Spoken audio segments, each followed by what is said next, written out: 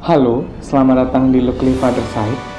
Pada pembahasan video kemarin, kita membahas hal yang ada di Italia. Dan pada video kali ini, kita akan melompat sedikit. Kali ini ke Amerika. Pada pembahasan kali ini, kita akan membahas mengenai sesuatu yang aneh. Saya enggak lebay untuk kali ini. Kasus kali ini memang benar-benar aneh. Pada umumnya, jika seseorang berhasil membobol masuk ke rumah orang lain, biasanya orang tersebut akan mengambil barang-barang berharga yang ada di rumah tersebut. Namun, tidak dengan kasus kali ini. Yang diambil orang tersebut adalah rambut. What? Rambut? Ya, benar sekali, rambut sang pemilik rumah. Welcome to Mississippi, Amerika. Tempat di mana sang pencukur rambut misterius Phantom Barber of Pascagoula beraksi.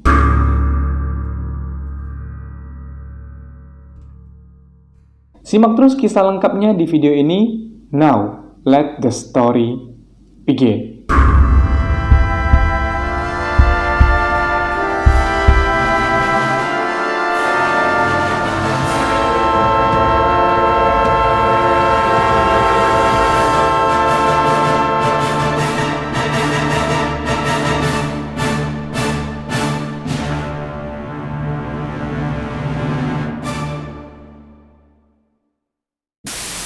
Pada musim panas tahun 1942, 3 tahun sebelum Perang Dunia Kedua, Pascagoula adalah sebuah kota di Jackson County, Mississippi, Amerika Serikat. Pada masa itu, Jackson County mendapatkan kehidupan yang baru. Dari yang awalnya hanya merupakan kota kecil bagi para nelayan, namun dikarenakan waktu masa itu memasuki masa Perang Dunia Kedua, Jackson County menjelma menjadi salah satu daerah produsen utama kapal perang militer untuk Amerika. Dan dikarenakan hal tersebut, ekonomi di kota tersebut mulai naik daun. Mulai banyak pendatang-pendatang yang datang dari daerah lain. Dan tentu saja, semakin ramainya suatu daerah, maka hal ini membuat kejahatan meningkat di kota tersebut. Bahkan tidak tanggung-tanggung, kejahatan di sana meningkat berkali-kali lipat. Dan pada saat itulah salah satu kejahatan paling aneh sepanjang sejarah Amerika terjadi. Dilaporkan terjadi beberapa serangan kepada masyarakat di sana. No, bukan penyerangan secara seksual ataupun penyerangan brutal yang terjadi, melainkan penyerangan berupa pemotongan rambut masyarakat.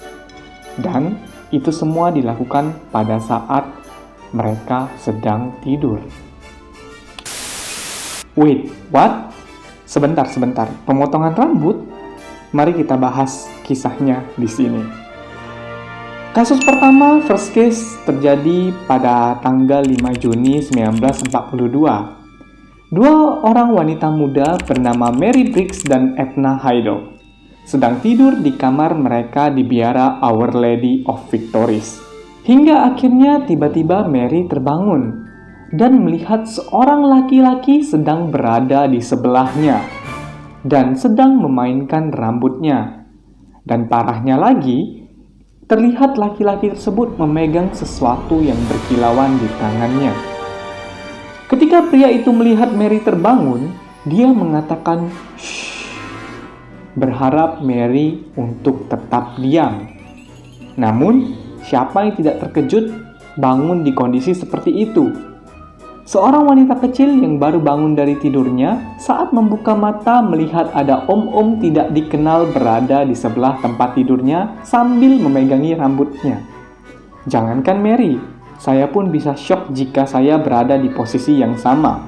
Dan tentu saja, tanpa menunda-nunda, Mary langsung mengeluarkan teriakan terbaiknya. Melihat hal tersebut, akhirnya orang tersebut langsung lari keluar jendela, menghilang di gelapnya malam.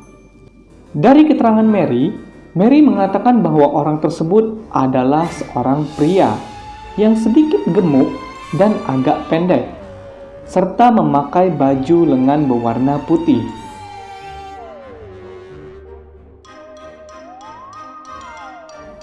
Pengecekan pun dilakukan dan dari hasil pengecekan, tidak terdapat satupun barang yang hilang, ataupun tidak terjadi luka sama sekali kepada mereka. Namun, mereka menyadari bahwa rambut mereka berdua sudah dipotong. Jadi bukan cuma hanya Mary yang dipotong, namun Edna juga dipotong rambutnya. Meskipun tidak ada yang terluka, namun memikirkan ada orang yang berkeliaran di luar sana, membawa-bawa gunting untuk memotong rambut seseorang secara diam-diam. Tentunya itu sangatlah menyeramkan dan mungkin merupakan pengalaman yang dapat membuat seseorang trauma. Kemudian pada saat melaporkan kejadian tersebut ke polisi, polisi menganggap bahwa itu hanyalah ulah teman mereka yang sedang iseng dan tidak menanggapi laporan tersebut secara serius. Ya, bisa saya katakan mungkin polisi menganggap, mungkin cuma iseng, mungkin itu bukan suatu tindakan kriminal. Polisi tidak tahu bahwa apa yang dialami oleh Mary dan Edna hanyalah sebuah permulaan dari serangkaian kejadian serupa yang akhirnya menjadi misteri sampai dengan sekarang. Ya, polisi tidak sadar bahwa itu akan menjadi suatu permulaan dari terbentuknya kriminal bernama The Phantom Barber of Pascagoula atau hantu pencukur rambut dari Pascagoula. Kalau di arti Indonesia agak sedikit aneh ya. Ya, tapi itulah momen lahirnya Phantom Barber of Pascagoula. Seminggu kemudian, pria misterius tersebut kembali berhasil menyusup ke salah satu rumah. Sama seperti yang ia lakukan sebelumnya, Phantom Barber memasuki kamar target mereka dengan memotong kaca jendela kamar sang korban dan menyelinap masuk. Dan untuk kasus kedua ini, Phantom Barber berhasil memotong rambut anak perempuan yang berusia 6 tahun yang bernama Carol Petty. Padahal pada saat itu Carol sedang tidur tepat di samping saudara laki-lakinya. Namun tidak seperti kasus pertama. Kali ini tak ada seorang pun yang bangun ataupun menyadari hal tersebut hingga sampai dengan keesokan paginya. Satu-satunya bukti yang tertinggal hanyalah sebuah jejak kaki yang berpasir di dekat jendela. Tidak ada yang terluka, tidak ada barang yang rusak, tidak ada yang hilang kecuali beberapa helai rambut dari gadis berumur 6 tahun tersebut. Nah, di sini mungkin polisi mulai menyadari bahwa teori mereka mengenai kasus pertama tadi adalah salah. Di sini mereka menyadari bahwa yang terjadi mungkin adalah kasus kriminal. Dilihat dari gerak-geriknya, di sini diketahui bahwa sasaran utama dari Phantom Barber tersebut adalah gadis-gadis berambut pirang.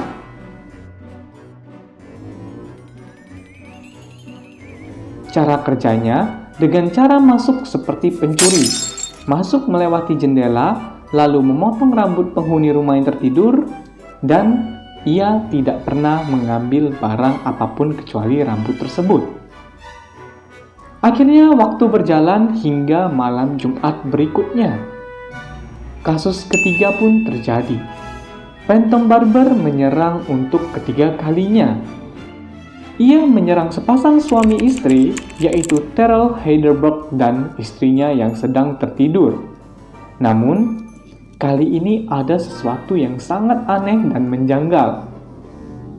Tidak seperti dua kasus sebelumnya, Phantom Barber kali ini meningkat menjadi kriminal yang memberikan kekerasan. Dan ini secara fisik, dengan cara menyerang pasangan tersebut dengan pipa besi, mematahkan beberapa gigi wanita itu dan membuat suaminya pingsan. Cukup aneh ya, dari yang hanya mengambil rambut kali ini melakukan suatu kekerasan. Kedua orang tersebut selamat dari serangan itu, namun peristiwa itu terjadi begitu cepat, sehingga kedua orang tersebut tidak dapat melihat siapa yang menyerang mereka. Dan kasus kali ini pun diwarnai dengan keanehan bahwa Phantom Barber itu tidak mengambil rambut seperti serangan-serangan sebelumnya. Meskipun tak ada rambut yang dicuri kali ini, kaca jendela mereka juga terpotong. Dan dengan diserangnya Mr. Taylor Heidenberg dan istrinya, membuat pencarian untuk Phantom Barber tersebut meningkat. Tentunya, ia semakin dicari oleh pihak kepolisian. Kemudian serangan keempat ataupun serangan terakhir terkait dengan Phantom Barber tersebut terjadi. Dan ini terjadi pada hari Minggu malam, seorang wanita bernama R.R. Taylor mengatakan ia terbangun oleh aroma bau yang memuakkan di hidungnya. Dan kemudian ia tidak sadarkan diri. Hari berikutnya ketika ia terbangun, ia merasa mual dan badannya sakit. Polisi kemudian mengatakan bahwa Phantom Barber telah membekap Taylor tersebut setelah ia memotong kaca jendela kamar Taylor. Sama seperti yang ia lakukan dalam serangan-serangan sebelumnya. Dan pada kasus kali ini, sang Phantom Barber kembali mendapatkan piala kemenangannya, yaitu rambut dari si korban. Kasus yang ditimbulkan oleh Phantom Barber ini menimbulkan rasa takut bagi orang-orang di Pascagoula. Masyarakat di sana menjadi sangat berhati-hati, sehingga meskipun pada saat itu perang berada di puncaknya dan produksi kapal perang sangat dibutuhkan, beberapa perusahaan kapal perang tidak dapat mengisi shift malam mereka. Jadi pada saat malam, perusahaan tersebut menjadi tidak beroperasi sama sekali. Dikarenakan para pekerja memilih untuk tinggal di rumah mereka untuk melindungi keluarga mereka. Kutipan saya ambil dari salah satu orang yang berada di masa tersebut lah ya. Itu sangatlah menakutkan, kata Sandra Moncrief, yang merupakan salah satu penduduk pada masa itu. Sandra merupakan seorang anak kecil yang hidup di Pascagoula selama musim panas tahun 1942. Ia mengatakan bahwa pada saat itu sangatlah menakutkan. Ayahku bekerja di pabrik pembuat kapal, dan dia membuat sebuah tongkat besi yang besar dan tua. Dan pada saat itu, mereka akan bergantian menjaga dikarenakan kasus ini merebak sangat luas. Phantom Barber memotong rambut anak berambut pirang, dan saya memiliki rambut pirang, kata Sandra. Pada saat itu, semua orang sangatlah ketakutan, lanjutnya. Di sini kita bisa mendapatkan beberapa poin dari statement dari si Sandra. Dan yang paling penting adalah teror yang ditimbulkan oleh Phantom Barber sangatlah besar dan membuat masyarakat di sana sangatlah ketakutan. Penduduk bahkan tak pergi untuk shift malam dikarenakan takut keluarga mereka menjadi korban selanjutnya dari si Phantom Barber. Dan akhirnya setelah 2 bulan setelah penyerangan terakhir, pihak kepolisian mengumumkan bahwa mereka telah menetapkan seorang tersangka yang diduga menjadi Phantom Barber selama ini. William Dolan, seorang ahli kimia dari Jerman berusia 57 tahun, yang dilaporkan sebagai salah seorang pendukung Jerman dan diduga mendendam terhadap Heidenberg. Heidenberg ini keluarga yang kasus ketiga ya, yang terkena serangan fisik. Ayah Heidenberg adalah seorang hakim setempat yang sempat menolak untuk memberikan keringanan tuntutan kepada Dolan atas tuduhan trespassing atau masuk tanpa izin. Dan itu terjadi beberapa bulan sebelumnya. Nah, di sini kita bisa mengetahui bahwa sebenarnya si Dolan ini mendendam terhadap ayah dari keluarganya Heidenberg tadi. Karena ia sempat meminta keringanan, namun sang ayah dari Mr. Heidenberg ini tidak memberikan keringanan tuntutan. Dan itu membuat dirinya mendendam. Dan penangkapan kali ini, Dolan didakwa melakukan percobaan pembunuhan terhadap keluarga Heidenberg karena serangannya pada kasus ketiga tadi. Nah, yang menariknya adalah pada saat penangkapan ini, ternyata polisi menemukan segumpalan rambut di halaman belakang rumahnya si Dolan. Setelah diteliti, ternyata salah satu rambut yang ditemukan ternyata milik dari Carol Petty, korban dari kasus penyerangan yang kedua. Ditangkapnya Dolan disambut sukacita oleh masyarakat. Kenapa disambut sukacita? Well, sebenarnya pada masa itu, pendukung Nazi banyak sekali dibenci oleh orang-orang di Amerika. Dikarenakan Perang Dunia Kedua itu disebabkan oleh pihak Nazi ya, pihak Jerman. Banyak orang yang sangat membenci dan takut kepada orang-orang yang mendukung Nazi ataupun Jerman pada saat itu. Dan ditangkapnya Dolan merupakan angin segar bagi publik pada saat itu. Nah, di sini mungkin kalian beranggapan bahwa William Dolan merupakan sang Phantom Barber. Namun, benarkah demikian? Jika kita melihat pada penangkapan yang dilakukan, Dolan ditangkap dan diadili oleh hakim untuk kasus percobaan pembunuhan pada keluarga Heldenberg, bukan diadili sebagai Phantom Barber. Meskipun telah ditemukan bukti rambut korban dari Phantom Barber itu di halaman rumahnya. Kenapa demikian? Kenapa ia tidak diadili sebagai pelaku dari Phantom Barber? Nah, di sini situasinya menarik. Jadi, hakim di sana itu bukanlah orang bodoh ya. Tentunya setiap tindakan yang mereka lakukan itu selalu ada alasannya. Ada hal yang mendukung bahwa Dolan sebagai si Phantom Barber. Namun, ada pula hal yang menentangnya dan mengatakan bahwa Dolan bukanlah si Phantom Barber. Kita akan analisis mengenai hal tersebut.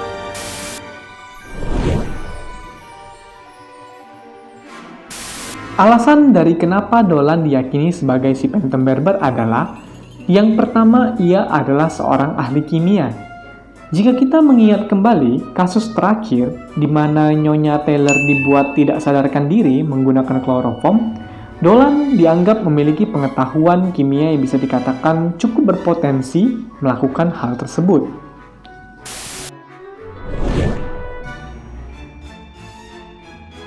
Kemudian yang kedua, setelah Dolan ditangkap, tidak ada lagi kasus penyerangan dari Phantom Barber yang terjadi.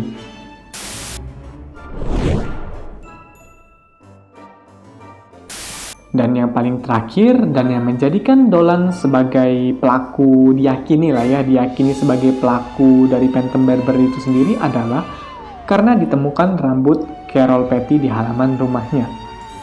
Namun, jika kita melihat dan menganalisis alasan di atas, bukti yang memberatkan Dolan sebagai si Phantom Barber sangatlah dangkal. Dikatakan bahwa ahli kimia berpotensi menjadi si Phantom Barber karena menggunakan kloroform. Tapi bukankah ada banyak sekali ahli kimia yang bisa saya katakan aktif pada masa itu? Bukan hanya Dolan kan yang bisa saya katakan sebagai ahli kimia? Dan lagi pengetahuan tentang kloroform bukanlah hal yang langka pada saat itu. Kloroform memang telah dikenal sebagai obat bius pada saat itu, tidak hanya ahli kimia. Menjadikan Dolan tersangka Phantom Barber hanya karena ia seorang ahli kimia sangatlah tidak berdasar. Kemudian untuk alasan selanjutnya, tidak ada lagi kasus Phantom Barber setelah Dolan ditangkap. Jadi menurut data sebenarnya kasus Phantom Barber itu bukannya berhenti setelah Dolan ditangkap. Namun kasus itu bahkan sudah berhenti sebelum Dolan ditangkap. Diketahui bahwa sudah tidak ada kasus yang terjadi selama 2 bulan. Barulah akhirnya Dolan ditangkap. Padahal penyerangan yang dilakukan oleh si Phantom Barber terjadi dalam waktu yang sangat singkat. Dalam artinya gini, 1 minggu setelah kasus pertama, minggu depannya sudah ada lagi kasus. Dan 2 minggu lagi setelahnya sudah ada kasus lagi. Dan itu terjadi secara berturut-turut. Jadi, melihat hal tersebut, bisa saya katakan mungkin dari Phantom Barber ini memang sudah berhenti sebelum Dolan ditangkap. Lalu kemudian kita masuk kepada alasan yang paling terakhir. Ditemukan rambut Carol Petty. Sebenarnya bisa dikatakan bahwa penemuan rambut di halaman rumah seseorang itu bisa dimanipulasi. Maksudnya gimana, Bang? Manipulasi seperti apa sih? Jadi begini, sangat mudah bagi seseorang ketika melihat Dolan ditangkap, si Phantom Barber ini dengan mudahnya menaruh bukti yang sangat kuat tersebut di halaman belakang rumahnya si Dolan. Mungkin kalian bingung, kenapa ada anggapan seperti itu? Kenapa nggak berpikir bahwa Dolan adalah pelakunya? Sebenarnya, tidak bisa dilakukan dakwaan jika buktinya kurang kuat. Dan seperti yang saya katakan, penemuan rambut di halaman belakang rumah si Dolan itu bukan merupakan bukti yang kuat, karena itu bisa dimanipulasi oleh siapapun. Saya gambarkan begini, jika memang Dolan pelakunya, untuk seorang phantom barber yang selalu melakukan aksinya secara rapi, mungkinkah ia meninggalkan bukti yang sangat kelihatan di belakang rumahnya? Dan lagi polisi tidaklah bodoh. Ada hal yang mereka bisa teliti. Salah satu bukti mengenai phantom barber adalah jejak kaki si phantom barber pada kasus kedua, waktu memotong rambut si Carol Petty. Namun, setelah melakukan penggeledahan, polisi hanya menemukan rambut dari korban. Di sini dapat disimpulkan bahwa polisi tidak dapat menemukan sepatu yang cocok dengan jejak yang ditinggalkan di lokasi kejadian. Jika memang polisi menemukan sepatu yang cocok, sudah pasti diumumin. Oh, ini nih, sepatu ini juga cocok dengan jejak kaki yang ditinggalkan. Tapi, hal tersebut tidaklah ada. Berarti polisi tidak bisa menemukan sepatunya. Nah, mungkin kalian berpikir, Bang, kan sepatunya bisa aja udah dibuang. Well, sekarang gini, ngapain orang buang sepatu tersebut? Untuk menghilangkan barang bukti? Jika memang tujuannya untuk menghilangkan barang bukti, terus kenapa bukti yang paling kuat berupa rambut si korban juga tidak dibuang? Dikarenakan hal inilah saya bisa katakan bahwa sangat mungkin bahwa rambut si Carol Petty sengaja dimanipulasi dan sengaja ditinggalkan di rumah si Dolan. Apalagi, Dolan merupakan seorang pendukung Nazi yang pada saat itu menjadi musuh Amerika di Perang Dunia. Tentunya dengan menjadikan Dolan sebagai pelaku dari phantom barber akan mendapatkan reaksi yang positif dari publik. Orang tidak akan curiga sama sekali. Kemudian, jika memang Dolan yang merupakan si phantom barber, sangatlah aneh jika terjadi perubahan yang signifikan. Dari yang hanya memotong rambut si korban, kemudian pada kasus ketiga melakukan kekerasan kepada keluarga Heidenberg. Ada yang mengatakan bahwa mungkin kasus 1 dan 2 itu merupakan latihan agar kasus penyerangan yang ketiga, penyerangan kepada keluarga Heidenberg itu berjalan lancar. Kalau begitu, kenapa ada kasus keempat? Kemudian bukankah aneh untuk melakukan serangan 1 dan 2, di mana hal tersebut dapat menyebabkan orang-orang di sana makin waspada dan berhati-hati? Lalu kemudian pertanyaan terakhir, kalau memang itu hanya latihan, mengapa harus dengan mencuri rambut? Pada akhirnya, publik pun percaya bahwa polisi menangkap orang yang salah. Dan publik percaya bahwa phantom barber yang sesungguhnya masih berkeliaran bebas di luar sana.